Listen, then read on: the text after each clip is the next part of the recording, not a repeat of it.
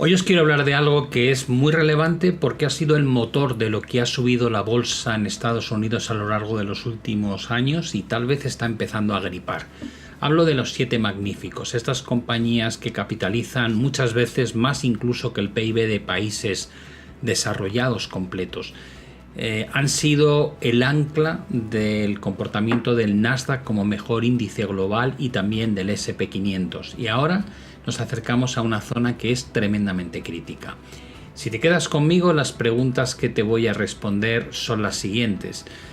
Este gráfico amenaza con desatar una corrección similar a la que ya vimos cuando se perdían las zonas críticas en 2022 y luego una caída de un 54%, o la ruptura de esta zona de aquí activando una fase de distribución con una corrección de un 33%. Estamos hablando de algo similar porque estamos viendo el índice de las 7 magníficas de forma agregada. Si pierde la cota de 338, estamos ante el inicio de un gran proceso correctivo que lógicamente impactaría de forma severa en los índices teniendo en cuenta el peso que tiene. ¿Qué otras preguntas deberías estar manteniendo en tu cabeza? Si no sabes lo que son las 7 magníficas, tranquilo que te lo voy a contar en cuestión de unos segundos. Además, también porque importan tanto. Descubrirás el peso tan emblemático que tienen en los índices bursátiles más importantes del mundo. ¿Cuáles de ellas tienen más riesgo? Estructuralmente, ¿a qué se enfrenta cada una? ¿Es una mera corrección o podría ser el inicio de algo mucho más grave? Por ejemplo, Microsoft lleva una corrección ya bastante severa desde los máximos históricos. ¿Seguirán liderando el mercado? Esto va más allá de si estamos ante una corrección o no. Estamos preguntando si merece la pena invertir en este tipo de compañías en plena euforia por la IA. ¿Y qué niveles críticos tengo que vigilar en cada una de ellas para saber si esto es solamente un escenario potencial o si se convierte finalmente en el inicio de una corrección que tendrá impacto no solamente en las tecnológicas, sino también en los índices estadounidenses y por ende en los índices de renta variable global? Soy Pablo Gil, llevo 40 años en la inversión institucional y profesional y me encantaría compartir contigo estos conceptos, así que vamos a empezar con ello.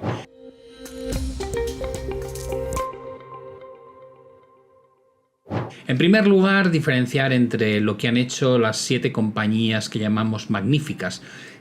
Vamos a numerarlas en el orden en el que aparecen de retorno agregado. Estamos hablando desde el año 2020 hasta el momento actual. Nvidia ha subido más de un 3000%. Tesla más de un 1400%, y luego el conjunto de Google, que muchas veces veréis que el nombre aparece como Alphabet, que es la matriz, Google, Apple, Meta, que es la antigua Facebook, Microsoft y Amazon, aparecen con rentabilidades desde 2020 que van del 200% al 446%. Es evidente que lo que pueda ocurrir con estas dos compañías es muy relevante porque han liderado claramente todo lo que ha sido la revalorización bursátil. De hecho, Nvidia es la compañía más valiosa del mundo. Estamos hablando de que estas 7 compañías por sí solas dentro del Nasdaq 100, que es un índice compuesto por 100 empresas, representan más del 60% del total del índice.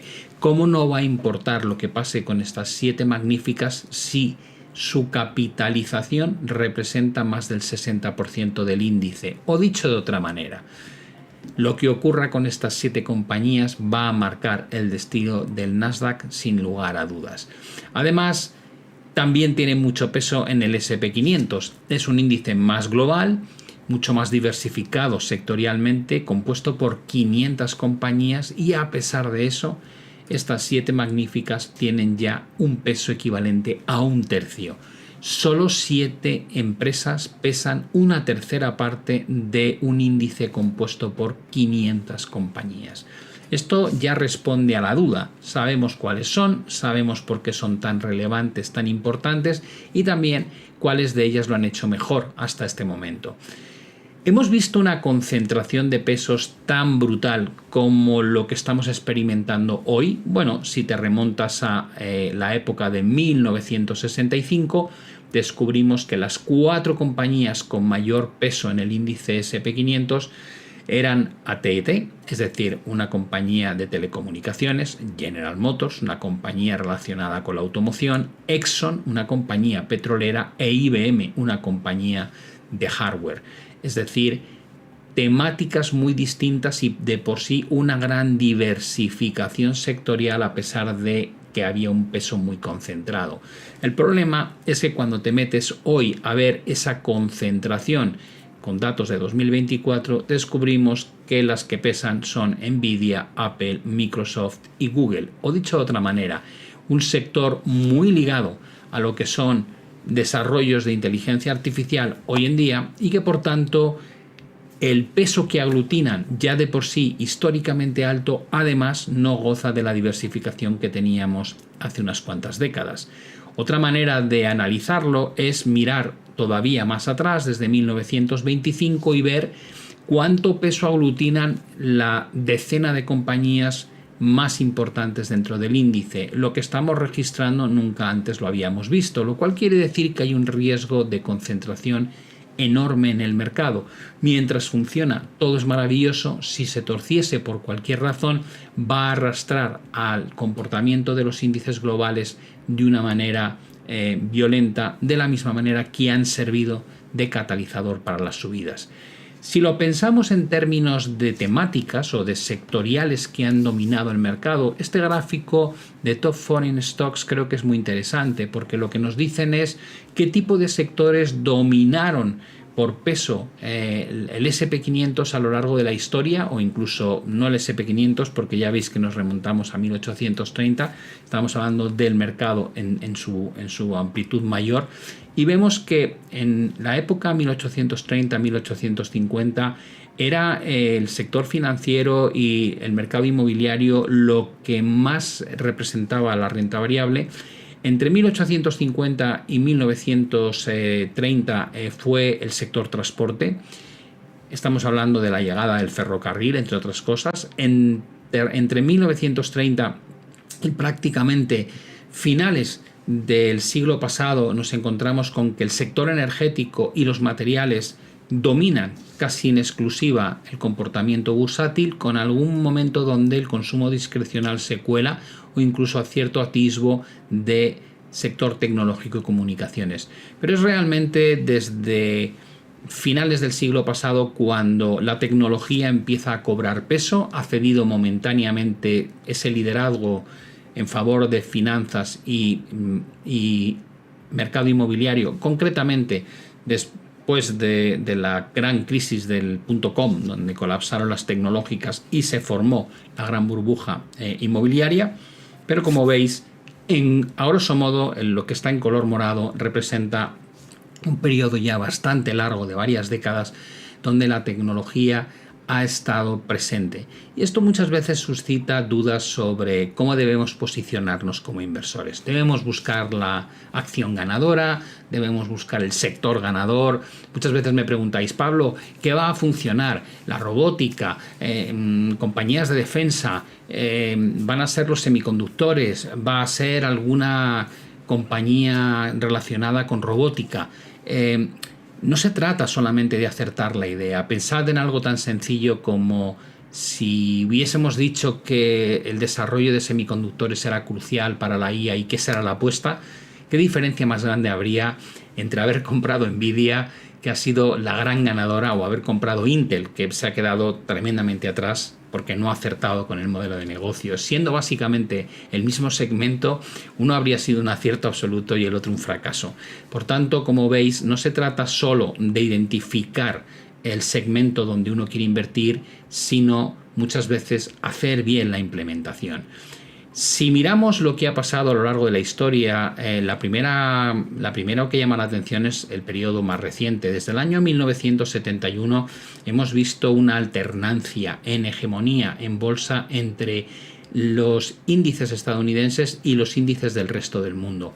Y como podéis observar, pues durante un tiempo, 2 años y medio, el resto del mundo lo hacía mejor. Luego durante 3 años con 3 lo hizo mejor Estados Unidos. Luego durante 2 años lo hicieron mejor las bolsas que no estaban relacionadas con Estados Unidos. Después hay una alternancia de 4 años, luego de 6,1, 4,2, 1,4, 6,2.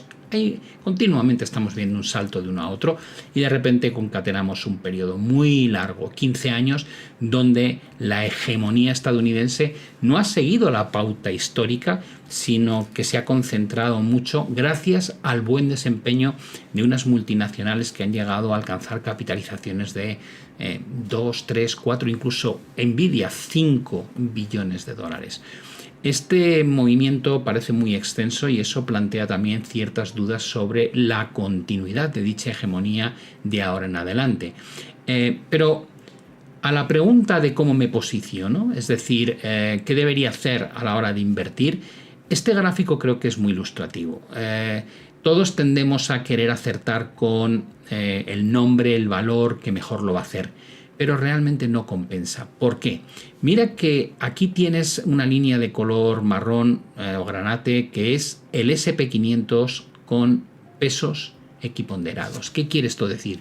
Que ese índice no da más peso a Nvidia. Cuando hablamos de índices por capitalización, la capitalización simplemente es multiplicar el número de acciones que emite una compañía multiplicado por el precio de mercado, precio al que cotiza, y eso me dice cuánto vale en bolsa. Si alguien quisiese comprar toda la compañía, ese es el precio que tendría en este momento.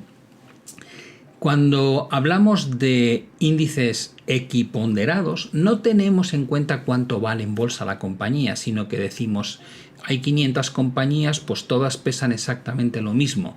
Son porciones de 500.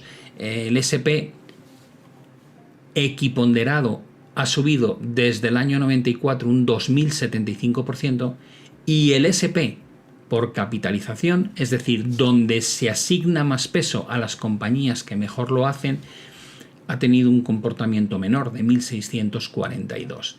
Esto evidentemente no está actualizado, como veis ahora os mostraré gráficos hasta la fecha actual, pero ya te da una sensación, te da una idea de fondo.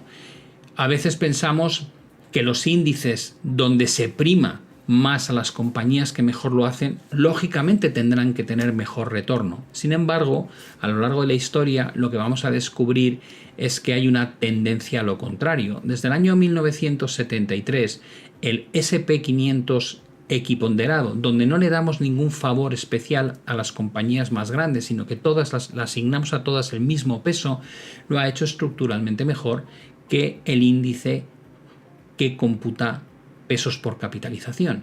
Y dices, vale, en este momento, ¿dónde nos encontramos? Digo, bueno, mira, lo que ocurrió a finales de la década de los 90 con la burbuja.com volvió a hacer que el índice SP, donde estas compañías, los Cisco, los Microsoft, etcétera, lo hacían muy bien, tuviesen mejor comportamiento. La bolsa que solemos mirar que aquella que no da pesos, sino que es equiponderada. Y ahora estamos en una situación similar, pero la tendencia es alcista. Es decir, que a la larga el que es equiponderado tiende a hacerlo mejor. Si ahora me voy al gráfico actualizado, descubro esto que veis. Y dices, vale, esta es la historia desde el año 2004 entre el SP equiponderado y el SP por capitalización. Pensad que el SP500 por capitalización es el que miráis siempre. Y dices, vale, ¿qué detectas aquí? Digo, hombre, aparece una gran estructura tipo hombro-cabeza-hombro que marcó una proyección que se cumple en 2020 muy buena. Aquí llega una gran corrección de las compañías que más peso tenían. Y a partir de ahí hemos visto cómo se está rompiendo ahora una directriz en favor del SP equiponderado y respondiendo además a una zona de soporte antigua, lo cual te lleva a pensar que tal vez ahora